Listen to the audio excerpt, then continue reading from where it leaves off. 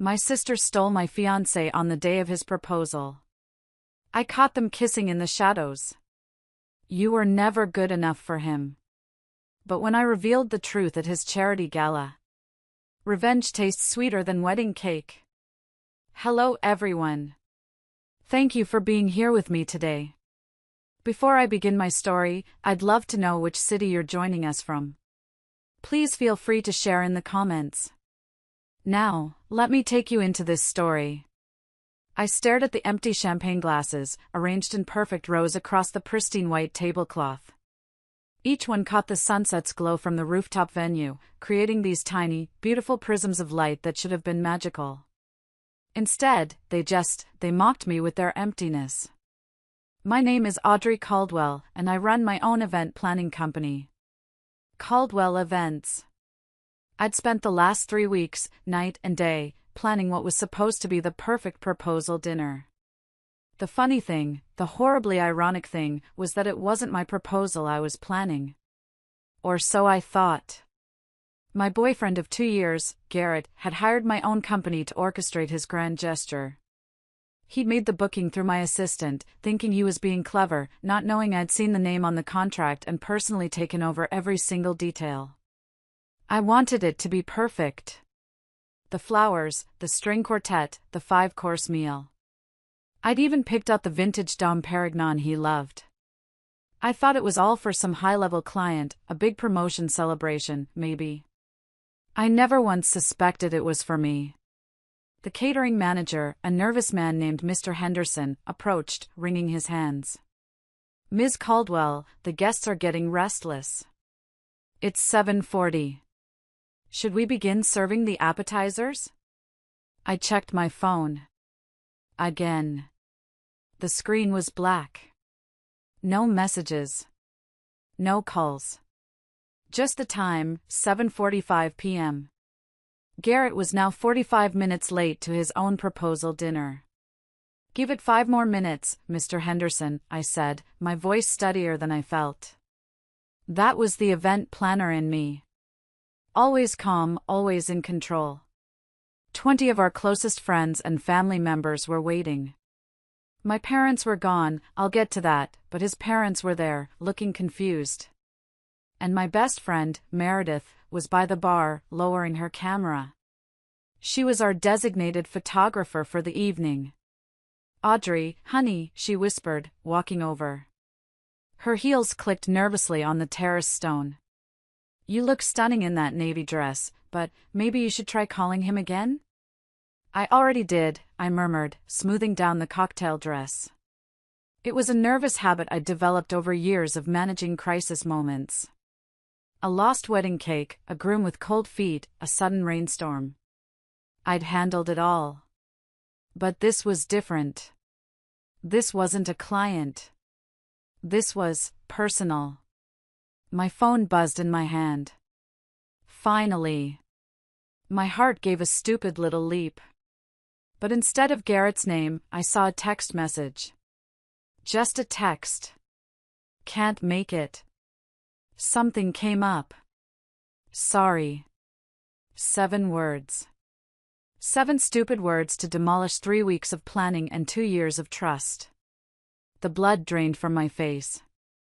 I could feel the cold prickle on my skin, even on the warm evening. Meredith saw my expression and her own face hardened. What? What did he say? I couldn't speak. I just held out the phone.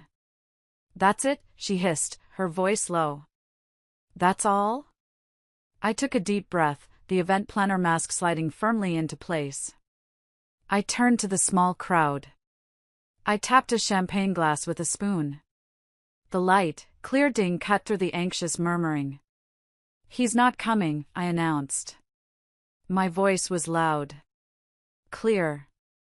It carried across the expectant silence. The string quartet I'd hired stopped mid-song, their bows hovering uncertainly over their instruments. Garrett's mother let out a little gasp.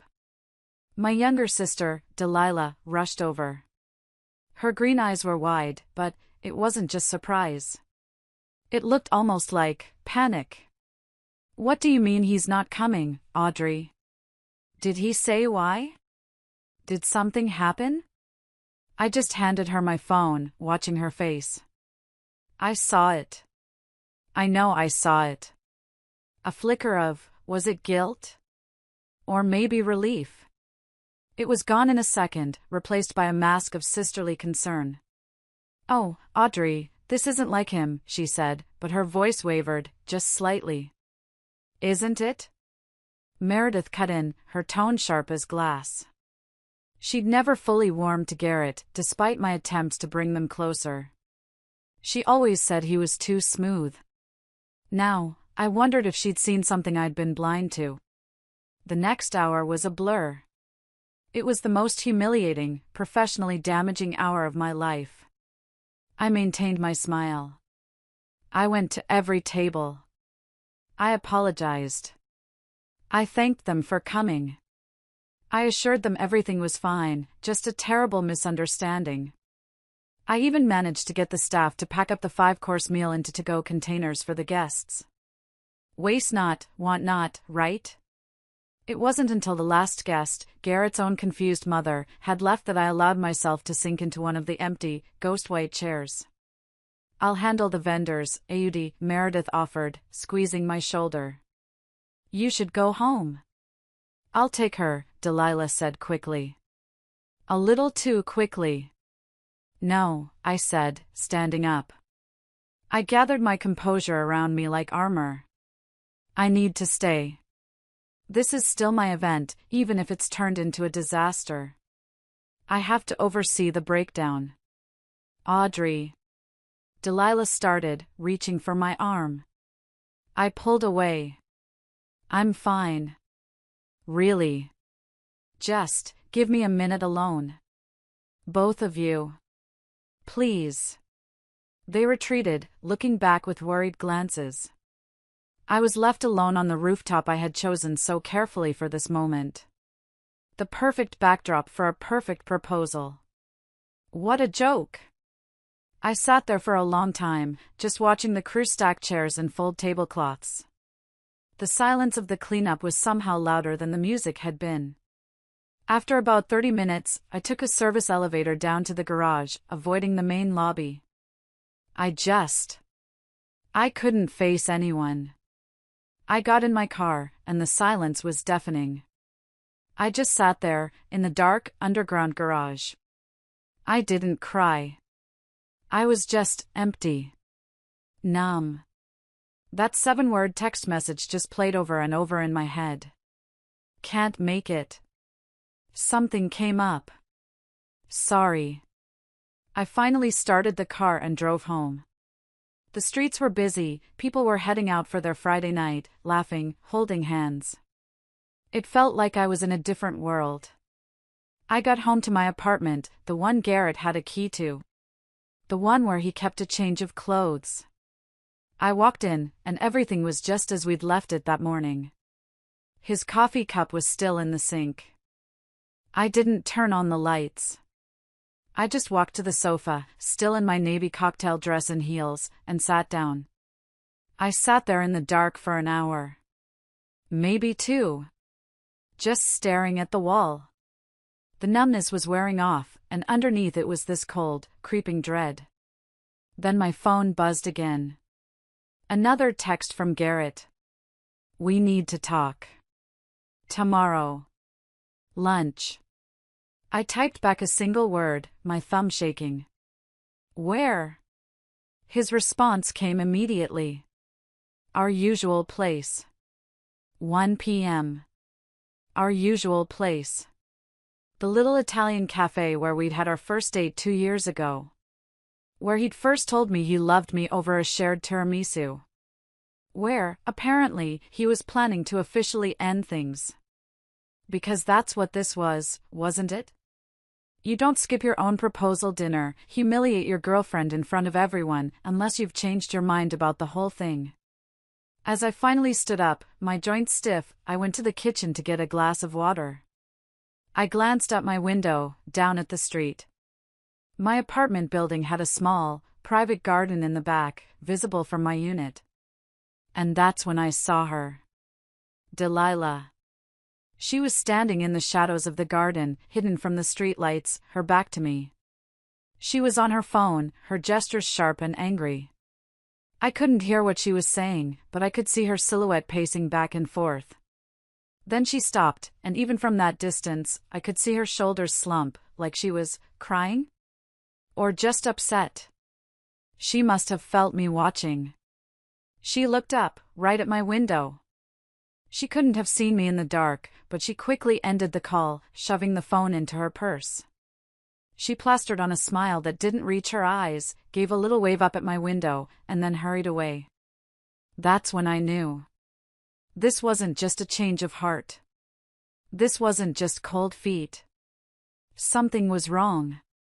Something was rotten. And tomorrow at lunch, I was going to find out exactly how much of my life had been built on lies. I didn't sleep. How could I? I just lay in bed, staring at the ceiling, the numbers on the clock glowing red, mocking me. 3:17 a.m. 4:22 a.m. 5:03 a.m. At 6 a.m., I gave up. I got up and took a shower, standing under the scalding hot water until my skin was red, trying to wash away the feeling of humiliation. Of being a fool. Meredith called around 8 a.m. "How are you?" she asked, her voice soft. I don't know what I am, Mare, I said, pacing my kitchen, a cold cup of coffee in my hand. He wants to meet for lunch. Our place. The cafe? Oh, Audrey, that bastard, she spat. Let me come with you. I'll sit in the corner. I don't trust him. No, I said, my voice firm. This is something I have to do alone. But Mare, last night. Delilah. She was off. I told her about the look on Delilah's face, the flicker of relief. And then I told her about the phone call in the garden. Delilah?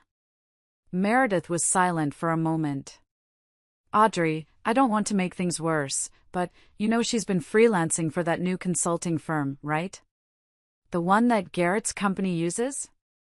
Yeah, I said slowly. Blaine Sterling Consulting. She said the salary was amazing, way more than she was making at her old graphic design job. Well, Meredith said, her voice hesitant. I've been doing some digging. Just be careful, Audrey. I think this is bigger than you. The familiar warmth of the cafe felt foreign now, like walking into a childhood home that had been redecorated by strangers. I arrived 15 minutes early, at 12:45 p.m. I watched Garrett's usual parking spot through the window. My hands wouldn't stop shaking, so I gripped my coffee cup, letting the heat burn my palms. I'd spent the morning piecing together a timeline of strange occurrences. Garrett's sudden business trips in the last few months. Delilah's evasive behavior. The way they both seemed to disappear at the same time during social events. I'd always dismissed it. He was busy. She was Delilah, always a little flaky. Now it all looked different. Sinister. Garrett walked in at exactly 1 p.m. Impeccable, as always, in a tailored suit. The same suit he should have worn to propose to me in. He looked tired, but his expression was carefully neutral. Audrey, he said, sliding into the seat across from me. Garrett. About last night. He started, steepling his fingers. Save it, I cut him off. My voice was cold, flat. I didn't recognize it. Just tell me why. He leaned back, studying me with those calculating blue eyes I used to find so captivating. Now, they just looked empty. Things have been complicated lately, Audrey. I needed time to think. Complicated? I let out a sharp, bitter laugh that made the woman at the next table look up. You had me plan my own humiliation. You let me stand in front of 20 of our closest friends, my sister, your parents, and look like a complete and utter fool. That's not complicated, Garrett. That's cruel. A flash of something crossed his face. Maybe it was remorse. Or maybe I just wanted to see it. I never meant for you to be involved in the planning, he said, his voice low. That was unfortunate. Unfortunate, I repeated the word. It tasted like ash in my mouth. Like, how unfortunate it is that my sister keeps showing up at your office after hours. His composure cracked. Just for a second. A slight widening of the eyes. A quick, tight clench of his jaw. Delilah has been helping with some graphic design work. You knew that. Did I? I pulled out my phone. Meredith had been busy. Because these don't look like business meetings, Garrett. I slid the phone across the table. The images were grainy, taken from a distance, but clear enough. Garrett and Delilah entering his office building at 9 p.m. last Thursday. Leaving separately, just after midnight. Nothing definitively damning. But enough. His face hardened. You're having me followed now? No. But apparently, I should have been, I said, standing up. My chair scraped loudly against the tile floor. You know what's really unfortunate, Garrett? That I had to hear about your lunch with Lorraine from the catering staff at LeBlanc. This time, his mask slipped completely. His face went pale. How did you? I own an event planning company, remember? People talk to me. My network is my life. I gathered my purse, my hands shaking, but my voice was steady. Especially when they see my fiancé having a very intimate, hands-on-the-table lunch with his ex-girlfriend the day before he's supposed to propose to me. It's not what you think, Audrey. Lorraine and I. Save it, I said, my voice breaking just a little. Save the explanation for Delilah. I'm sure she'll be very interested to hear all about Lorraine. I turned to leave. He grabbed my wrist. His grip was tight, painful. Audrey, wait. There are things you don't understand. I yanked my arm free, a hot, furious energy surging through me. You're right. I don't understand how my sister could do this. I don't understand how you could make me look like a fool in front of everyone we know. But mostly, I leaned in, my voice dropping to a whisper, I don't understand why you're still lying when we both know it's over. I walked out. My heels clicked against the tile floor, a sharp, angry rhythm counting down the seconds of our relationship. Outside, the sunlight was blinding. I fumbled for my sunglasses, my hands shaking again. And then I saw her. Delilah. Waiting in her car across the street. She didn't see me. She was too focused on her phone, probably waiting for Garrett's signal that the coast was clear. My own phone buzzed. A text from Meredith. Found something. Come to my studio. Now. It's bad. I took one last look at the cafe window. Garrett was already on his phone. Probably warning Delilah that I knew something. Let them scramble. Let them try to cover their tracks.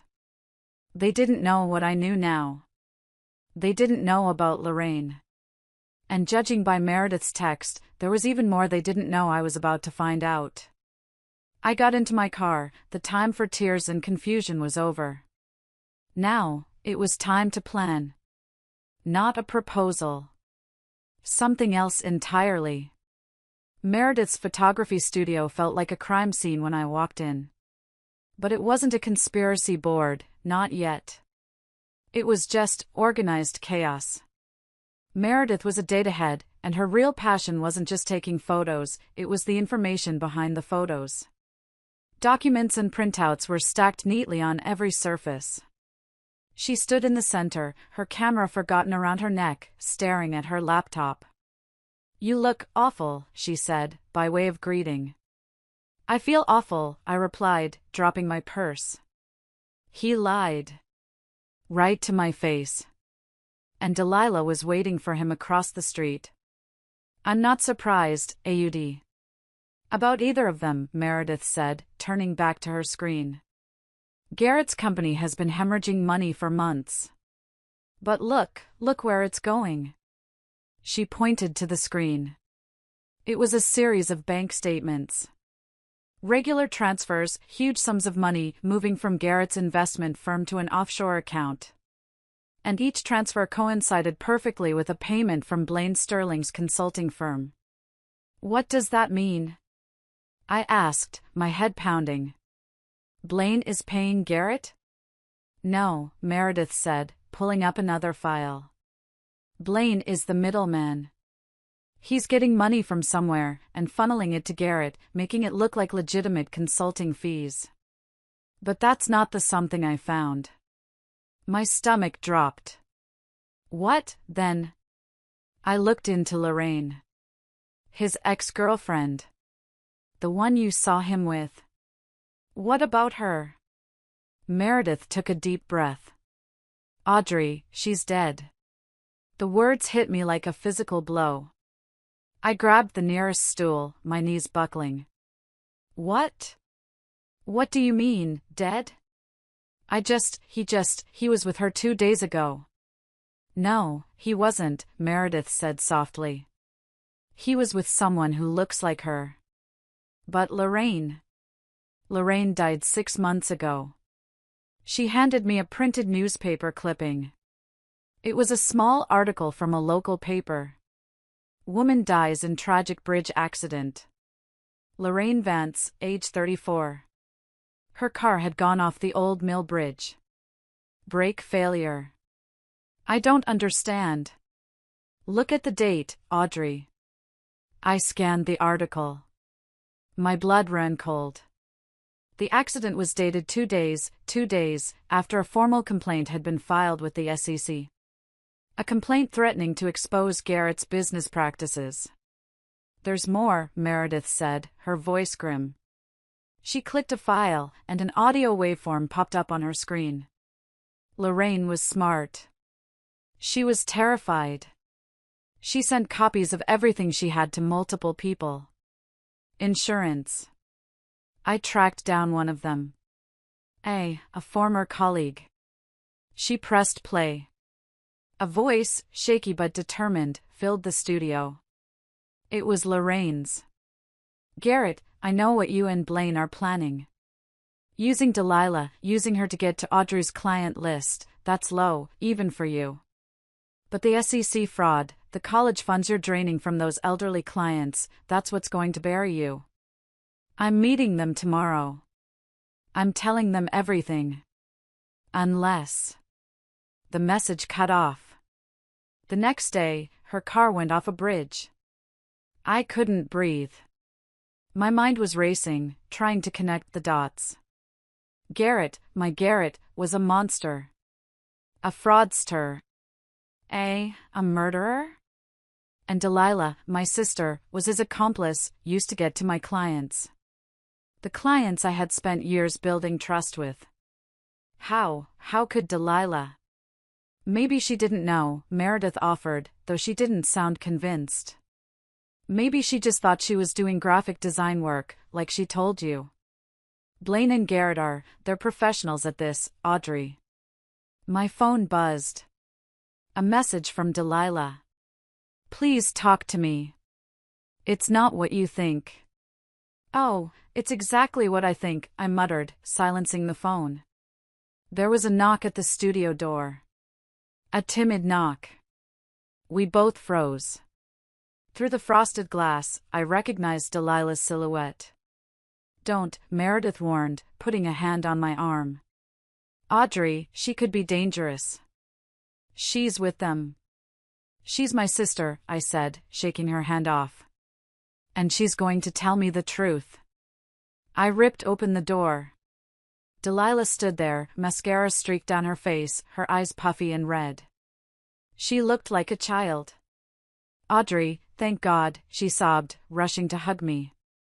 I put my hand on her chest, stopping her. How long, Delilah? What? She sniffled, looking confused. What are you talking about? I saw you leave the cafe. Garrett called me.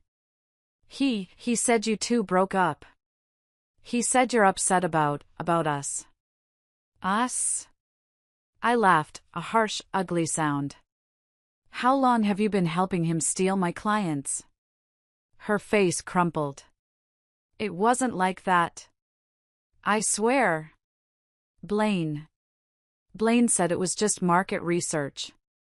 He said Garrett's company was looking to expand and they needed competitor analysis. He paid me so well, Audrey. I needed the money.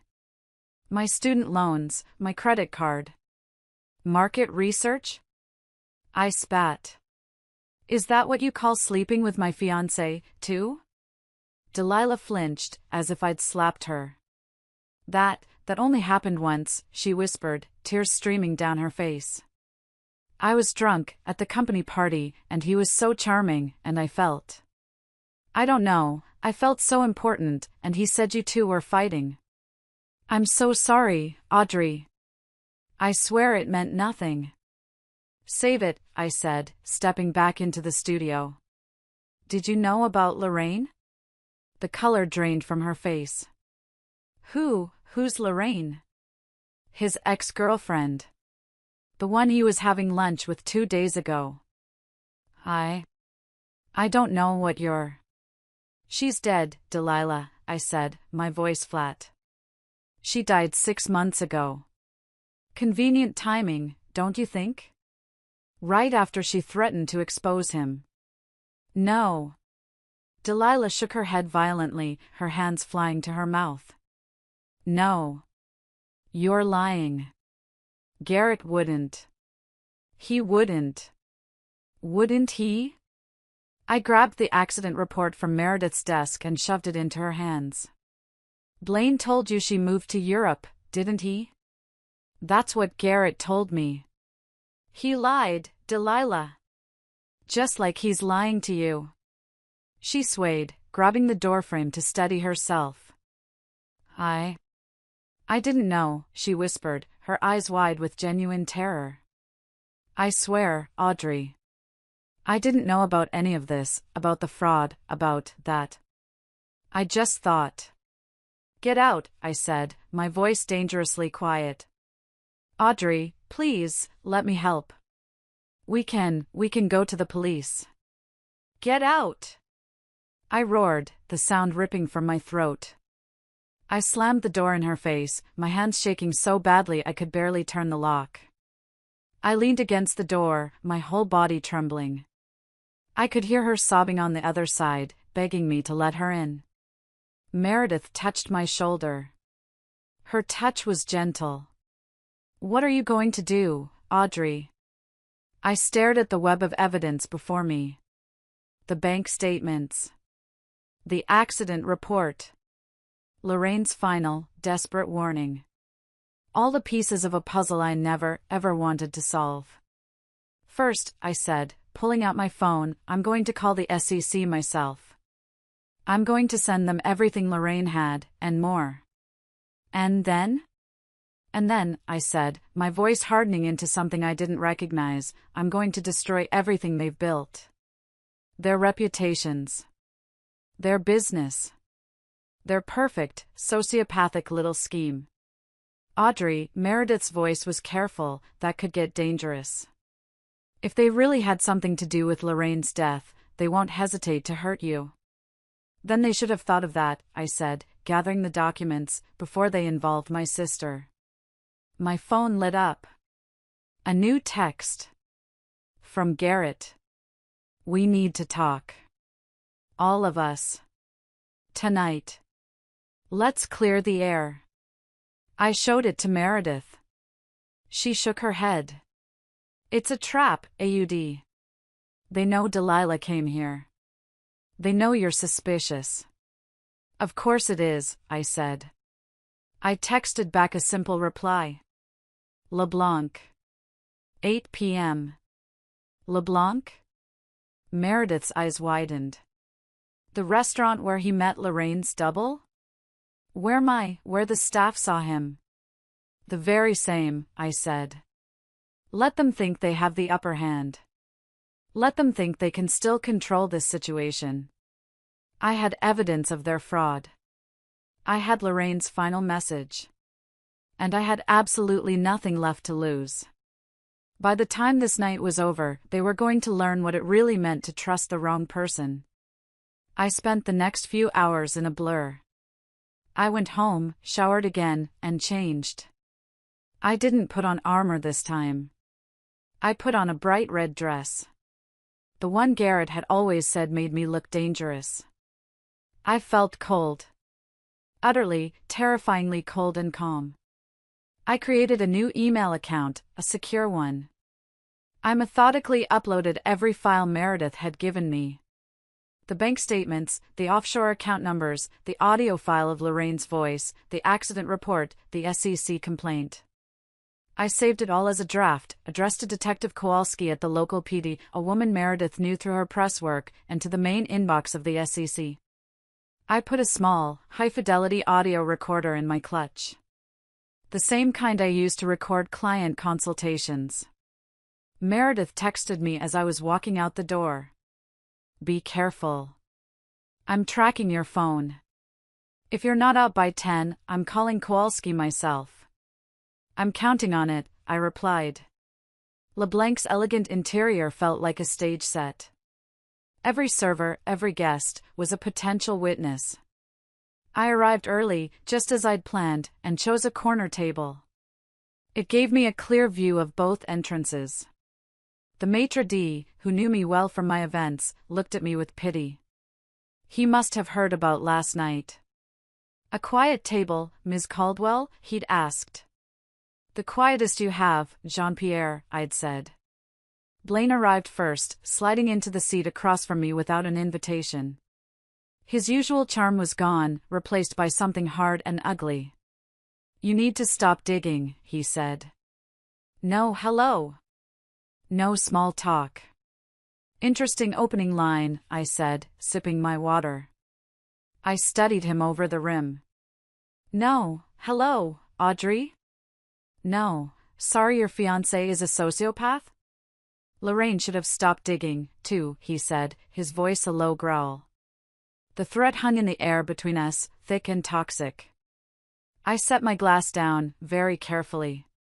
I noted how his left hand kept twitching toward the inside of his jacket pocket. You know what's fascinating, Blaine? How someone so careful, so meticulous, could leave such a messy paper trail. Or, maybe it wasn't you. Maybe Garrett is just sloppy. I wanted to plant that seed of doubt.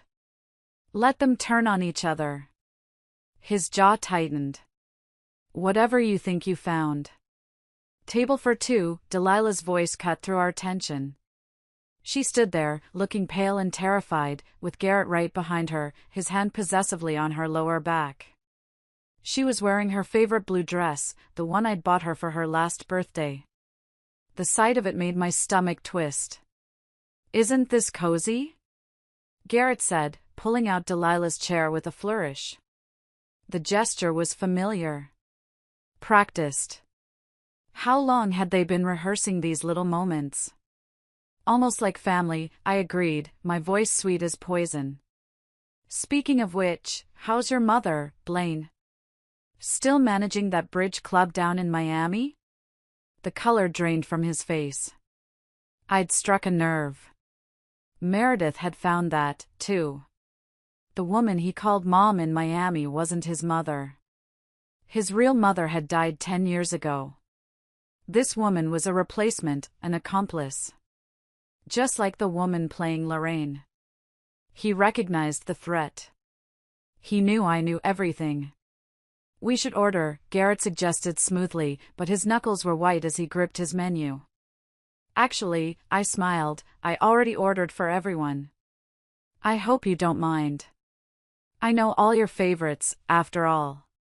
Delilah shifted uncomfortably.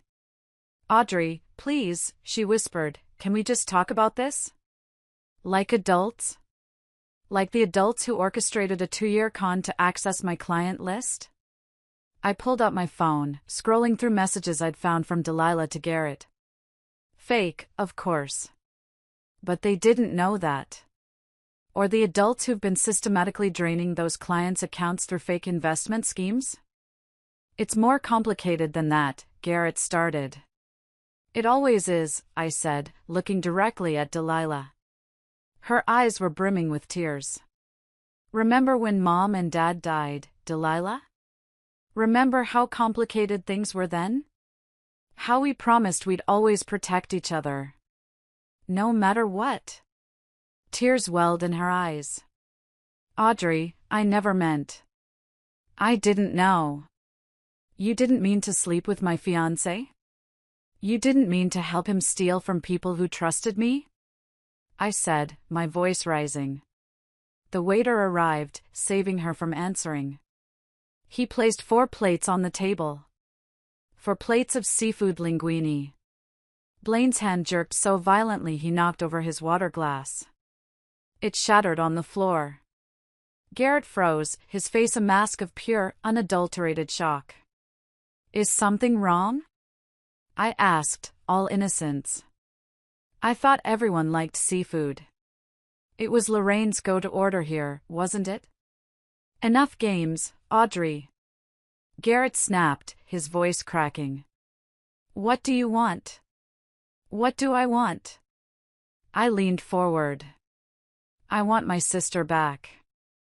I want the last 2 years of my life back. I want the clients you defrauded to get their college funds back. But since that's impossible, I continued, I'll settle for watching you lose everything. Instead. You don't want to do this, Blaine warned, his hand inching toward his jacket again.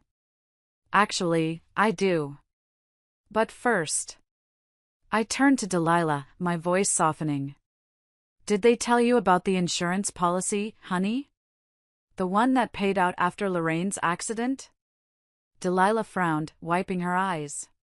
What insurance policy? The one in your name. I pulled a document from my clutch and slid it across the table. Meredith had found it in a public records search. Signed 3 days before Lorraine's car went off that bridge. With you, as the sole beneficiary. The color drained from her face as she read it. Her own name. Her own, forged, signature. I never signed this, she whispered, her hands shaking. No, I agreed softly. You didn't. The pieces were falling into place behind her eyes. The forged signature. The convenient timing.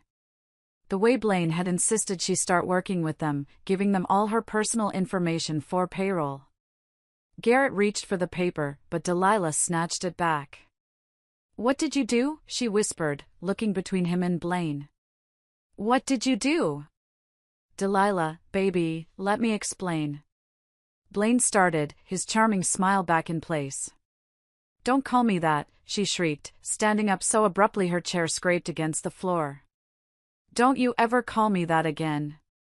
She ran out of the restaurant, sobbing. Garrett and Blaine exchanged a look. A look of pure panic. They hadn't just betrayed me. They'd used my sister as an unwitting accomplice, as a patsy in a murder-for-hire plot. I stood up, dropping several $100 bills on the table. Dinner's on me, gentlemen. Consider it a parting gift. This isn't over, Audrey. Garrett called after me, his voice a low hiss. I turned back at the door, meeting his gaze. No, it's not. But now Delilah knows what you really are. And that's just the beginning. I walked out into the cool night air, my heart pounding, but my hands were steady. I got into my car and clicked the stop button on the audio recorder in my clutch. I had every word. I drove. Not home. Not to Meredith's. I just drove. The adrenaline from the confrontation at LeBlanc was wearing off, and in its place was a bone-deep cold. I had them. The insurance policy was the final nail. Delilah was my witness, whether she wanted to be or not. I was driving through the quiet, wealthy suburbs when my phone rang. It was Meredith. Her voice was tight, panicked. Audrey. Where are you? I'm fine, Mare. It worked. They're terrified. I got it all on tape. Delilah's on our side now, she. Audrey, stop talking, Meredith cut in. Someone broke into my studio.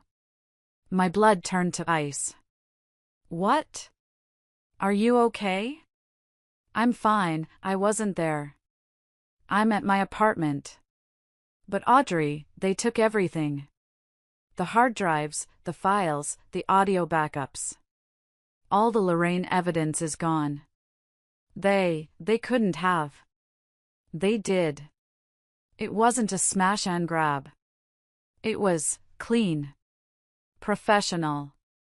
They knew what they were looking for. But AUD, they left something. Left something? What? Meredith was quiet for a second. I heard her take a shaky breath. They left a photo. An old 8x10 photo. On my desk. A photo of what? Your parents' car accident. The world tilted. I had to pull the car over, slamming on the brakes. I was shaking, a violent, uncontrollable tremor. What did you say? Audrey, she said, her voice full of pity, it's the accident. The aftermath. And someone wrote on it. In red marker. Twice. Twice, I whispered. The word from Blaine. Brake lines, how easily they can fail. Twice. Audrey, that accident was never explained, Meredith said, her voice low. A brake failure on a clear day. Both of them, gone, just like that. After the funeral. I remember the lawyer told you and Delilah the inheritance was almost nothing. That your dad's business partner had somehow leveraged everything. My mind flashed back. A memory, buried for 8 years. Garrett, I whispered. His first job right out of college. His mentor. The man who gave him his start. Who? Meredith asked. My dad's old business partner. The one who took over the company. The web wasn't just 2 years old. It was almost a decade old. My parents, they hadn't died in an accident. They were the first. Get out of there, Mare, I said, my voice hardening. Take Delilah, where is she? She showed up at my door, hysterical. She's here. Good. Take her and go to the lake house. Now. Already on our way, she finished. The lake house was our emergency spot. Off the grid. Where we'd hidden after our parents died. Only family knew about it. I ended the call, my mind racing. They had the evidence. But I had the SEC documents I'd drafted. I had the original recording from LeBlanc in my clutch. And I had the truth about my parents. I was parked in front of Garrett's high-rise office building. I'd driven there on autopilot. I was staring up at the lights in his corner office, watching him pace back and forth on his phone. One email from me. One call to Kowalski. A tap on my window made me jump so hard I screamed. Blaine. He stood there, hands in his pockets, smiling that awful, charming smile, like we were meeting for coffee. I rolled down the window an inch. The air was cold. Following me now? I asked. Just making sure you don't do anything rash, he said. He glanced at the SEC documents on my passenger seat. Like sending those to the wrong people. You mean the right people, I snapped. He leaned closer, his smile dropping. You know what's interesting about brake lines, Audrey? I told you. They fail. So easily. And it's so hard to prove it wasn't just bad luck. The threat was clear. My parents. Me. My heart was hammering against my ribs, but my voice was ice. Get in. He blinked. What? Get in the car, Blaine. You want to talk? Let's talk. You want to threaten me? Do it properly. He hesitated. He looked at me, at the fury in my eyes. He must have thought I was a broken, hysterical woman. He must have thought he was in control. He smiled, a slow, predatory smile. All right, he said. He walked around to the passenger side. The second his door clicked shut, I hit the accelerator. The tires shrieked as I peeled out of the parking spot, throwing him back against the seat. What are you doing? He yelled, grabbing the dashboard as I swerved through traffic, running a red light. Taking us somewhere private. I yelled back. I turned onto the highway ramp, pushing the speedometer up. 80, 90. Are you insane? Slow down. His composure was gone. He was terrified. Why? Scared of accidents, Blaine?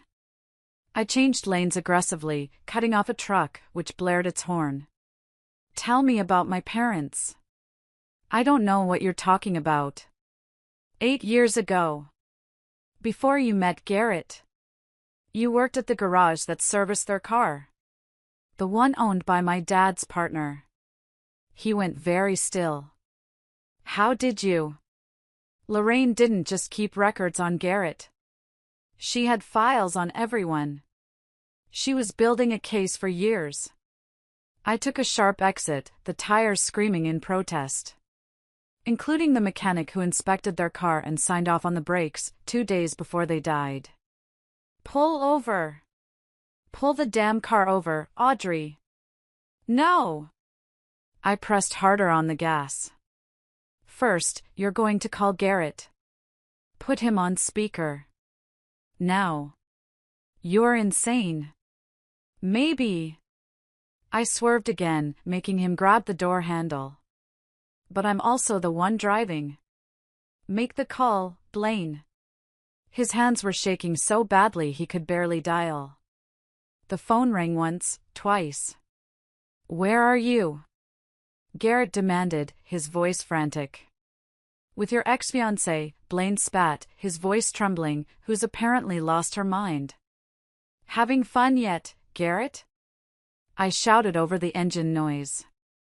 Because I am. Nothing like a nice drive to clear the head. Maybe we'll check the brakes when we stop, if we stop. Audrey. Garrett's voice turned serious. Audrey, listen to me. Whatever you think you know. I know everything. I took another turn, way too fast. We were heading out of the city, toward the old mill bridge. I know about Lorraine. I know about my parents. I know about how you used my sister to cover your tracks. The only question is, what am I going to do about it? Silence. Just the roar of the wind and Blaine's ragged breathing. Here's what's going to happen, I continued, my voice dangerously calm. You're going to transfer back every penny you stole. From my clients, from Lorraine's family, from my inheritance. You're going to confess to Lorraine's murder and my parents' murder. And you are going to leave my sister alone. Forever. Or what? Garrett asked, his voice full of static. I laughed. The sound was hollow, terrifying, even to my own ears. Or I drive this car off the same bridge where Lorraine died. With your partner in crime right here beside me. Your choice. Blaine's face went ashen. He looked out the windshield. We were approaching the bridge. Its old, rusted guardrails were gleaming in the moonlight. The same guardrails that had failed to stop Lorraine's car. You wouldn't, Garrett said, but for the first time, uncertainty crept into his voice. Wouldn't I? I said, my foot pressing the accelerator harder. You killed my parents. You used my sister. You stole my life. Maybe it's time someone showed you what real revenge looks like. The bridge loomed ahead. Tick-tock, boys, I said softly. What's it going to be? The charity gala sparkled with false promises. Just like everything else in my life had. It was 2 nights later. The Heroes for Children ball, Garrett's pet charity. The pinnacle of his fake, philanthropic public image. I stood at the podium, looking out over the 300 of the city's elite. They were all there. The bankers, the politicians, the old money families. All the people who had trusted Garrett. All the people who had looked down on me as just the pretty little event planner. I saw him and Delilah enter, arm in arm. His practice. Her, hostage. Her face was pale, her eyes darting around. He'd forced her to come. To maintain the illusion. Their practice smiles never reached their eyes. The entire ballroom turned to watch them.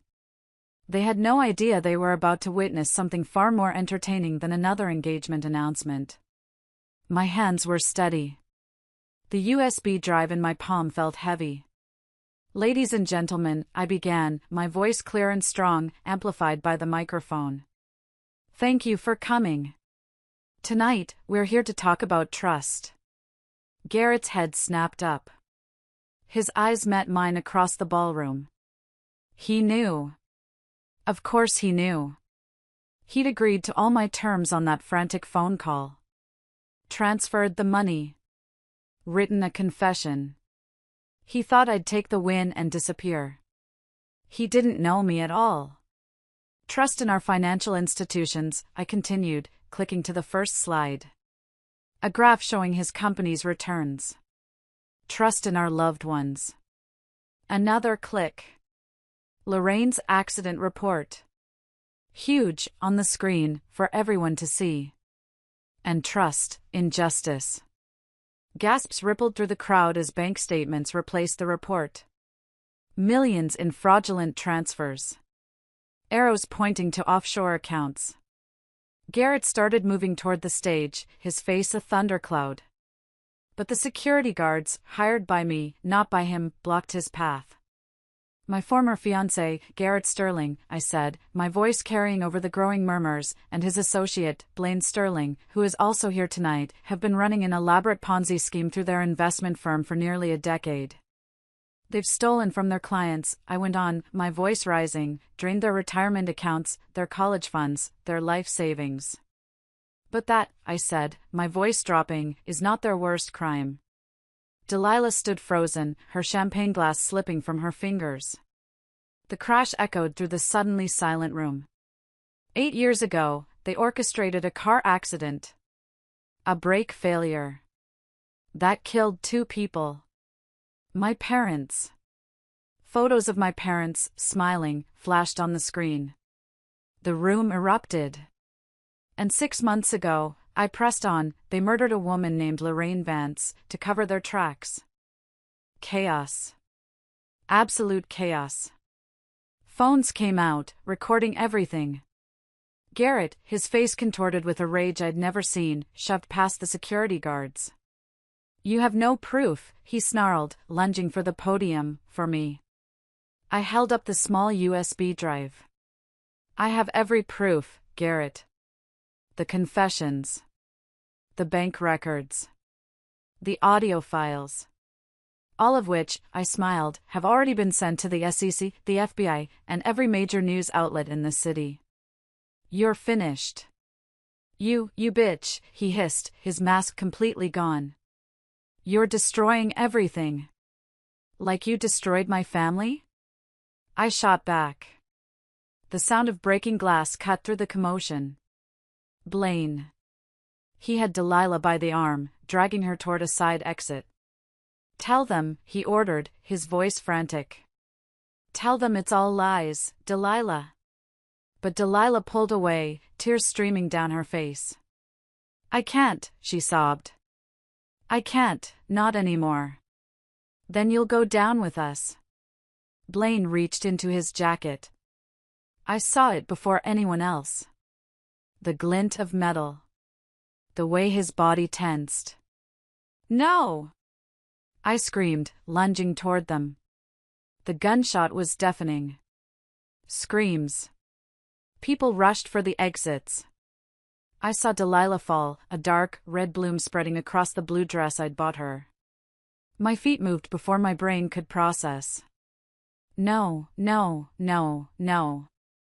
I dropped to my knees beside her, pressing my hands against the wound in her shoulder. Her blood was warm, sticky, seeping between my fingers. Stay with me, Delilah. Stay with me, please. I'm sorry, she whispered, her face pale, her eyes fluttering. I didn't know about Mom and Dad. I'm so sorry, Aud. Garrett's laughter cut through the chaos. It was a cold, chilling sound. He stood over us, and he had another gun. One I hadn't known about. Always trying to save each other. How touching. It's over, Garrett. I screamed, shielding Delilah with my body. You're surrounded. Maybe, he said, aiming the gun right at my head. But you won't be around to see how it ends. He smiled. His finger tightened on the trigger. If you're still listening, could you do me a huge favor and like this video and comment the number 1 down below? It lets me know you amazing people are still here with me on this journey. Your support means the world to me and keeps me going. Please, comment with the number 1 so I can see you, and now, let me tell you what happened next. A second shot rang out. I flinched, bracing for the impact. But it wasn't me. It was Garrett. He stumbled backward, clutching his arm, the gun clattering to the marble floor. Meredith stood in the doorway, her camera forgotten, holding a security guard's weapon. Her hands were shaking, but her aim had been true. Actually, she said, her voice trembling but fierce, I think we all will. Police sirens wailed in the distance, getting closer. I held my sister, my ear pressed to her chest, feeling her faint, shallow breaths. I watched my carefully orchestrated revenge crumble into something messier, more violent, and more horrible than I had ever planned. Delilah's blood was seeping into my red dress, a stark reminder that vengeance, it always demands its own price. The evidence. Garrett groaned from the floor, clutching his arm. It's circumstantial. The confession was coerced. You've got nothing. She has me. The voice cut through the room. The crowd parted. A woman I'd never seen before, yet knew intimately, stepped through. Her face was scarred, the left side pulled tight from skin grafts. But her eyes were unmistakable. Lorraine? I whispered. Very much alive, she said, her voice raspy. She looked at Garrett with a hatred that made my own look pale. The accident, the woman in that burning car, it was my twin sister. They couldn't tell us apart. They thought they'd killed me. They confirmed my identity and closed the case. And I have spent the last 6 months gathering everything. My victory should have felt sweet. But watching Delilah, so pale from blood loss, seeing the wreckage of lives scattered across that beautiful ballroom floor, I realized revenge wasn't the clean, satisfying thing I'd imagined. It was messy. It was costly. And it left scars that might never heal. Paramedics rushed in, finally, pushing me out of the way to get to Delilah. Police officers began securing the scene, cuffing a screaming Garrett, a silent Blaine. I caught my reflection in a shattered champagne glass on the floor. I barely recognized the person staring back. Someone who'd become as calculating, as ruthless, as the people she'd sought to destroy. The question wasn't whether I'd won. The question was what I'd lost along the way. The hospital corridor stretched endlessly, all white walls and the smell of antiseptic. I followed Detective Kowalski, her sensible shoes squeaking on the polished floor. Through the window of Delilah's room, I could see Meredith standing guard, her camera, as always, at the ready. Delilah was sleeping. The bullet had gone clean through her shoulder. She was going to be fine. "We've got them both in custody, Ms. Caldwell," Detective Kowalski said, stopping at the door. She was a no-nonsense woman in her 50s, with kind eyes and a firm set to her jaw. "Blaine is singing like a canary, trying to cut a deal. Garrett is less cooperative. But there's something you need to see." Something Lorraine had in a safety deposit box. She handed me a phone. A video started playing automatically. It was Lorraine, but before the scars. Alive, but terrified, speaking directly to the camera. "If you're watching this," she said, "I'm probably dead. Or they think I'm dead. Like my sister was supposed to be dead. Like the Morgans. Audrey's parents were supposed to be dead." My hand trembled as faces flashed across the screen. Not just my parents. But others. A dozen other accidents. Other families. All connected to Garrett's rise to power. All people who had stood in his way. "Your sister is awake," Meredith called from the doorway. "And she's talking." I went in. Delilah lay pale against the white sheets, but her eyes were clear. And for the first time in years, they were honest. "You shouldn't be here," she whispered, her voice hoarse. "At the gala, just before. Blaine said he got a text. Marcus escaped. He wasn't Blaine, his real name is Marcus. He escaped custody." Before I could respond, Lorraine stepped into the room. The scars on her face caught the fluorescent light. A permanent reminder. "He'll come for the evidence," Lorraine said. "The video. All of it." "Let him," I said. I pulled out my phone. I sent the video file to every contact I had. To every news outlet. To a cloud server. "It's too late to bury the truth now." As if on cue, the lights flickered. Then went out. The hospital was plunged into darkness, then emergency generators hummed to life, casting everything in an eerie, pulsing red glow. Through the window, I saw hospital security running toward the main staircase. "He's here," Meredith said, checking her camera's memory card. "And he's not alone." A gunshot echoed from the stairwell. Then another. "Get Delilah out," I ordered Meredith. "Use the service elevator. Lorraine, go with them." "What about you?" Delilah grabbed my hand, her grip surprisingly strong.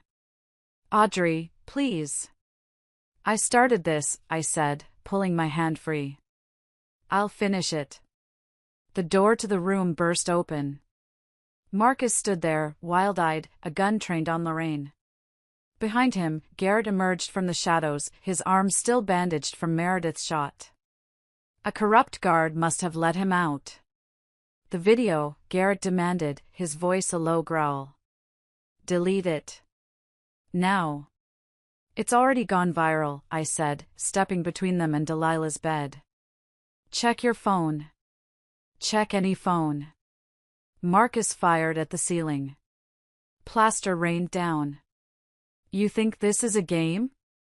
Your sister dies next. For real this time. Like you killed Lorraine's sister?" I said, watching his face contort. Or was that supposed to be Lorraine? Hard to tell identical twins apart in a burning car, isn't it? "Shut up." Marcus swung the gun toward me. "Marcus," Garrett's voice carried a warning. "We need her alive." "To what?" Lorraine stepped forward, her voice shaking with rage. "To sign over the company, like you made me sign over mine? Before you tried to kill me? Before you set me up for a divorce from a man I'd never even met, just to tangle my assets?" Another shot rang out. But not from Marcus's gun. He crumpled to the floor. Detective Kowalski stood in the doorway, her weapon steady.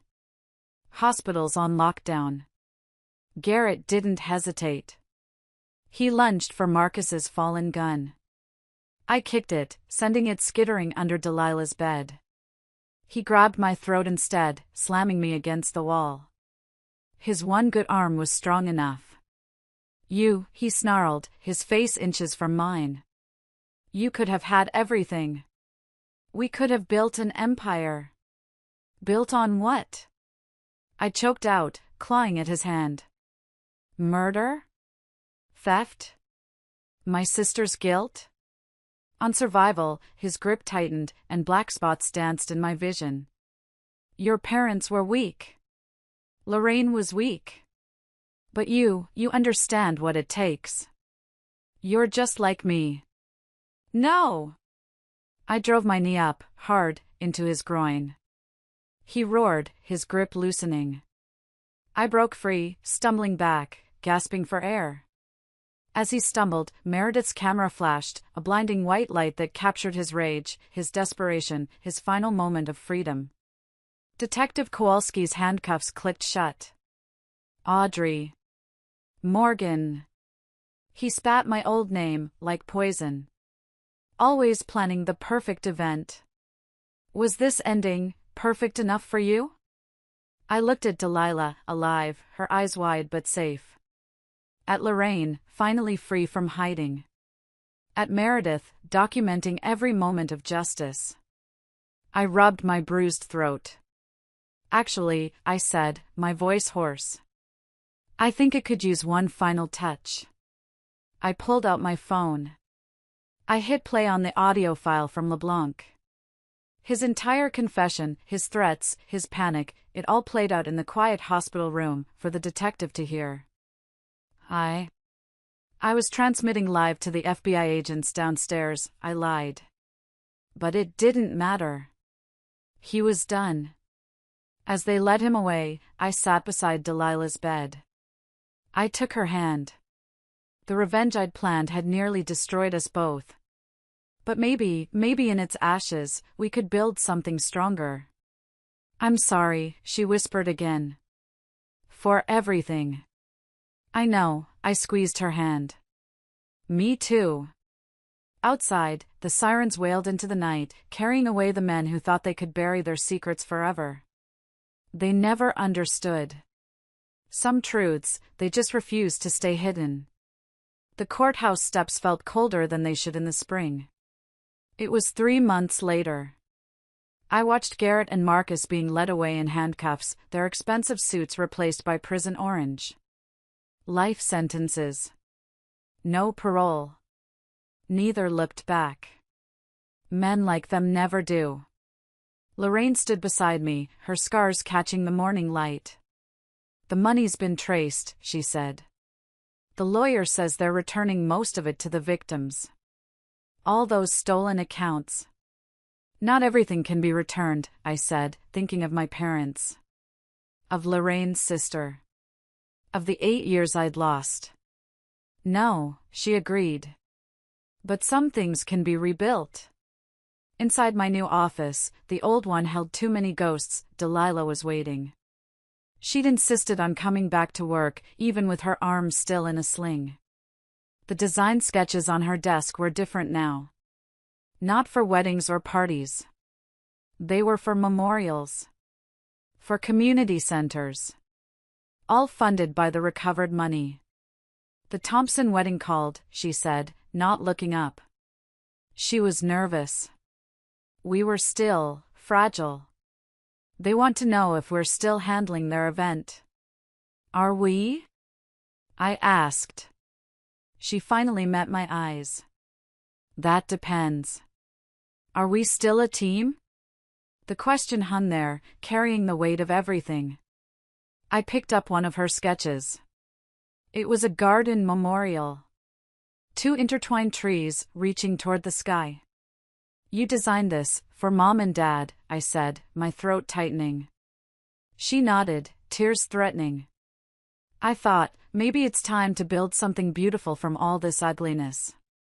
Meredith burst in, camera in hand, as always.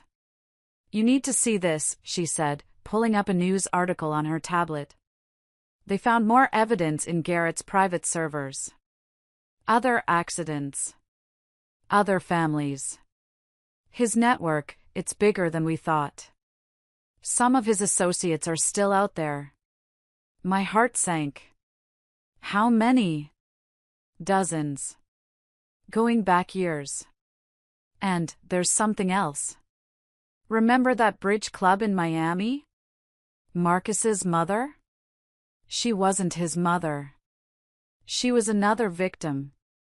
Someone who knew too much, replaced by a look-alike.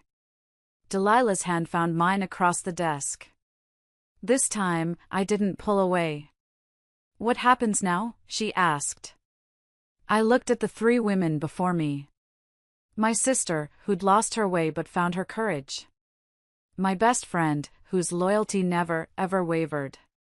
And Lorraine, who'd sacrificed everything to expose the truth.